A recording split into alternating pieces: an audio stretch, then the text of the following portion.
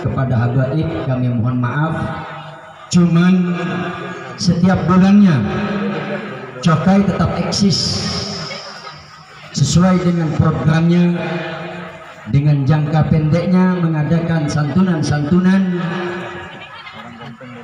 kepada anak-anak yatim, tidak hanya di kota Pontianak, bahkan kami sudah bergerak memberikan santunan anak yatim selain di kota Pontianak, di Kuburaya dan di Kabupaten Mempawah. Sedangkan jangka menengah, program jangka menengah, yaitu tiap tahunnya kami mengadakan sunatan massal, dan jangka panjangnya programnya masih belum terlaksana, yaitu menampung dan mendidik kaum-kaum aitam, anak-anak aitam dari kalangan semua etnis. Insya Allah dengan milad yang ke-9 ini ke depan, kepada para habaib juga para kiai, kami mohon doanya agar Cokai tetap eksis, Cokai tetap berbuat sesuai kemampuannya. Para hadirin hadirat, wabil khusus para habaib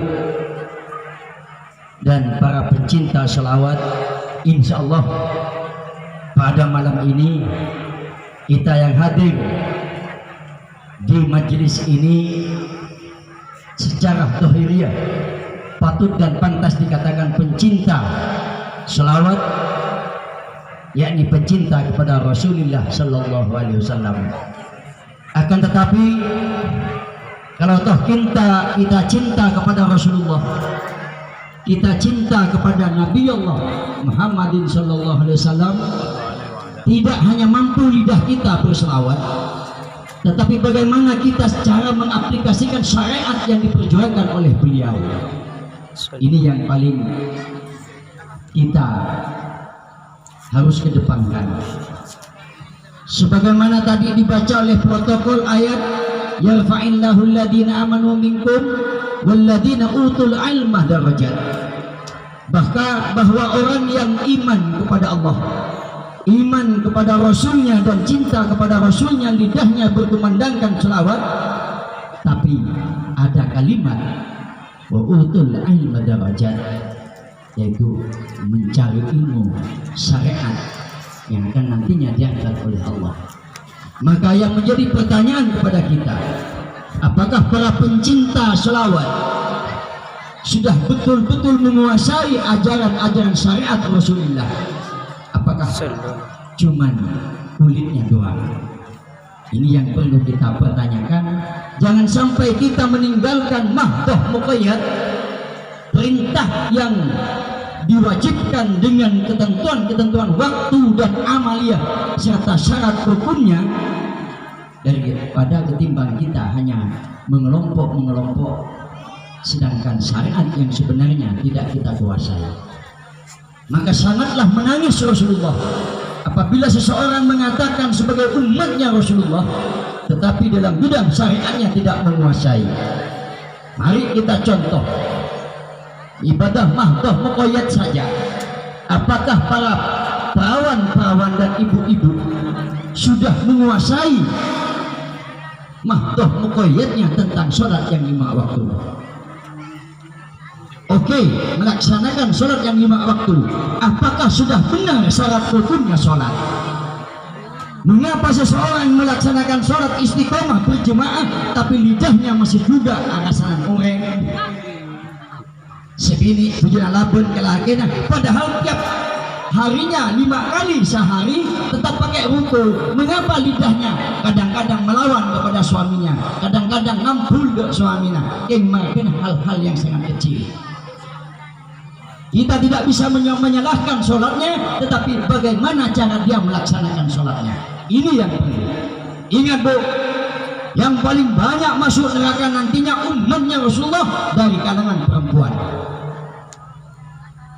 Ini yang perlu dihati-hati. Yang paling banyak ketika Rasulullah Isra Mi'raj dilihatkan ke neraka, yang nampak kepala wanita yang ada di dalam neraka itu. Ketika pulang dari Isra Mi'raj, Rasulullah langsung memberikan saran dan nasihat kepada anaknya Siti Fatimah agar hati-hati jadi wanita. Kenapa Abah? Karena saya lihat di surga itu yang paling banyak penghuninya adalah dari kaum wanita. Masalahnya cuma sepele.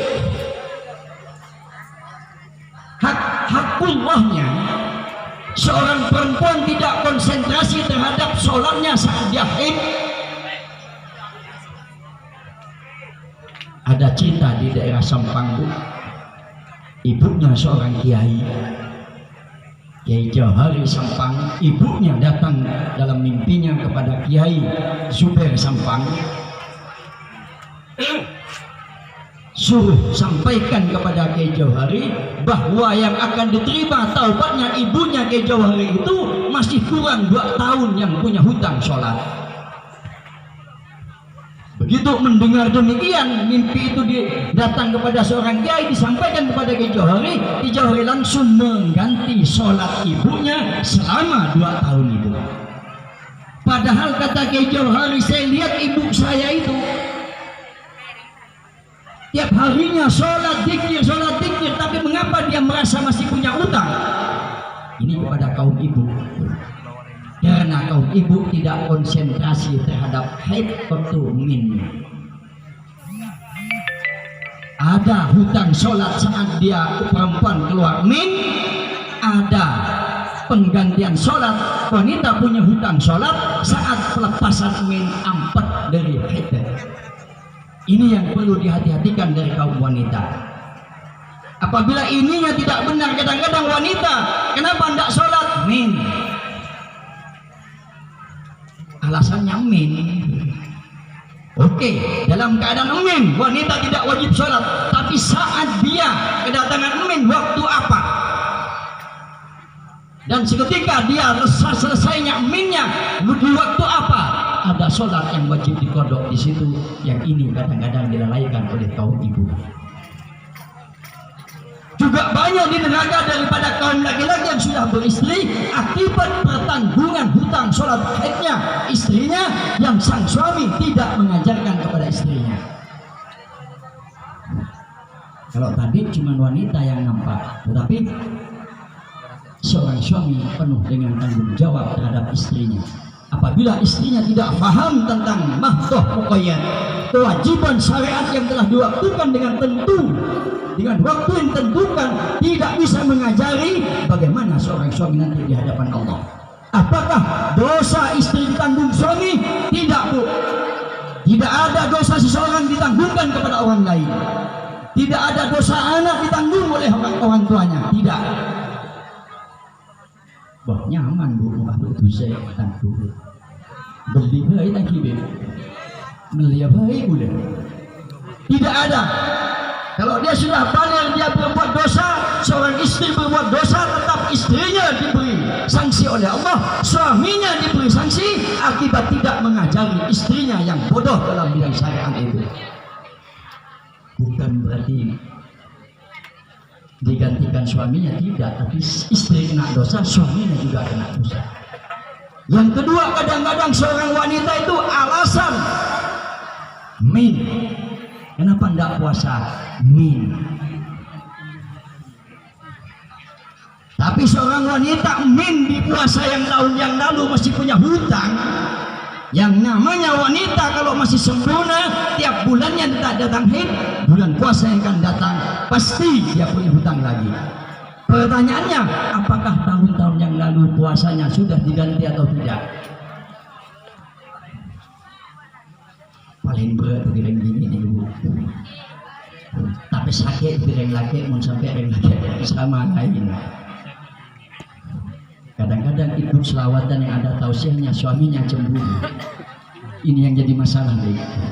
Sudah banyak saya dengar komunitas selawat dari ibu-ibu berantakan dengan suaminya. Saya ada 3 orang saya perbaiki. Begitu suaminya lapor dengan saya tanya, sampian mampu tidak mengajari istrinya di bidang syariat? Sudah, relakan saja istrinya ikut komunitas selawat, yang dalam selawat itu pasti ada tausiahnya. Kalau sampian mampu, ya sudah dilarang. Ini yang jadi masalah, Bu. Kalau kita mau, jangan sampai kita ini meninggalkan mahdoh muqayyad daripada mahdoh ghairu muqayyad. Dua saja yang menjadi ganjalan terhadap kita.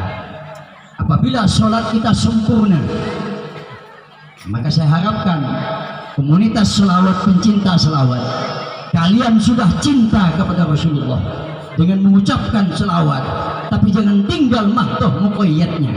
Kenapa? Khawatir selawat yang kita baca tiap hari, selawat yang kita baca setiap ada pertemuan, takut tidak mampu menutupi dosa-dosa tinggalnya kewajiban mahdoh muqayyad kita. Mahdoh muqayyad perintah wajib yang ditentukan oleh Allah seperti sholat minimal 5 kali sehari. Di kota Pontianak sudah ada aliran tidak wajib sholat, cukup niat. Dan sekarang ini masih diselidiki oleh Departemen Agama dengan Kemenak dengan Kapolres. Ada di kota Pontianak ini. Bahkan yang melaksanakan sholat katanya belum nyampe ke tingkatannya. Cukup niat deh katanya deh. Saya jawab saja dengan Pak Ustadznya. Ya kalau sampean sholat tidak perlu menggerakkan tubuh menghadap kepada kiblat, cukup niat. Jangan sentuh istri kamu, cukup kamu niat tidur dengan istrinya. Kira-kira enak Anda? Tidak usah buka kitab. Karena dia ustadznya betantang-betantang, yang sholat masih belum nyampe ke tingkatannya. Saya tanya kenapa? Karena dengan zikirnya dia merasa Allah ada dalam hatinya. Jadi cukup niat. Orang yang sholat katanya menyembah pada dirinya sendiri. Ya kalau umpamanya sholat cukup niat, silahkan.